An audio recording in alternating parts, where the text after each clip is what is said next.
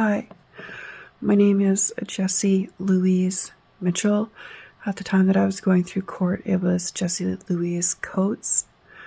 My case file number was 16932. I have lost track of all the judges and attorneys and everyone else that was involved. Many of them are still active. The one that I do remember was Judge Daly, who at the time was my rapist's lawyer. And so he now influences all of that. I need for the corruption in family courts, and especially in the RCMP, to be exposed. During the worst moments of our lives, we're supposed to be able to turn to these people for help. And that means that when it comes to trusting them, they ought to, at the very least, be keeping themselves out of trouble or not be the ones causing it. I was kidnapped by my rapist and his family in 1996. He flat out told me that it was my new job in life to give his mother the daughter she'd never been able to have, and guess what?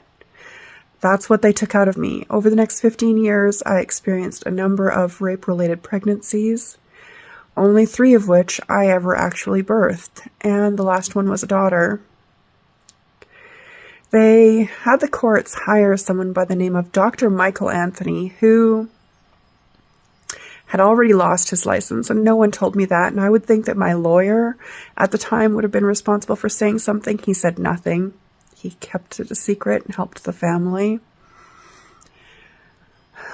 I was threatened that if I wasn't willing to have sex with him, that he would make sure that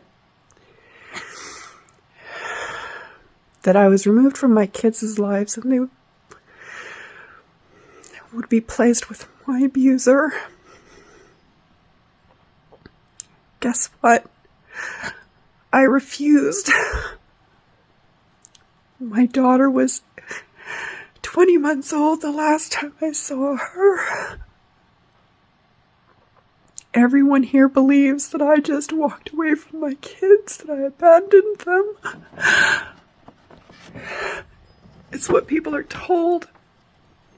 And in order to hide the truth, which was evident in the way they spoke about me and communicated with me, and even the court documents, when I started exposing the use of language, they went into the courthouse and emptied the entire case file of everything except for the court order. Everything is gone. And I'm not allowed to have access to my own file.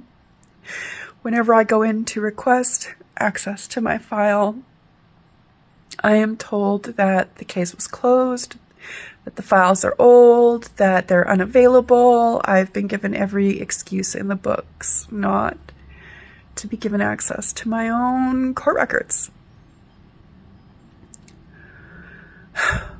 My rapist died April 2024. My daughter was still not 18 years old and could have come home.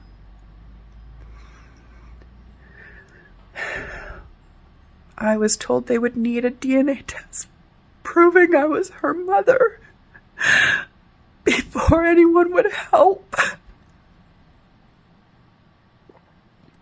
If I'm not her mother, how does she exist?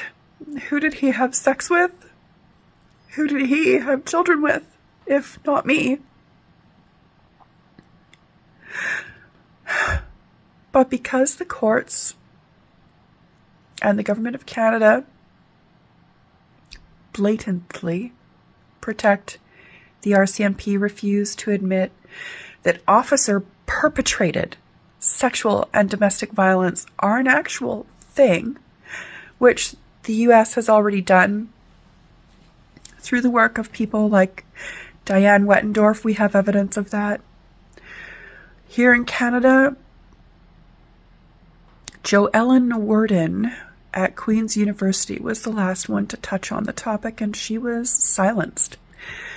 Her paper is about officer-involved sexual and domestic violence.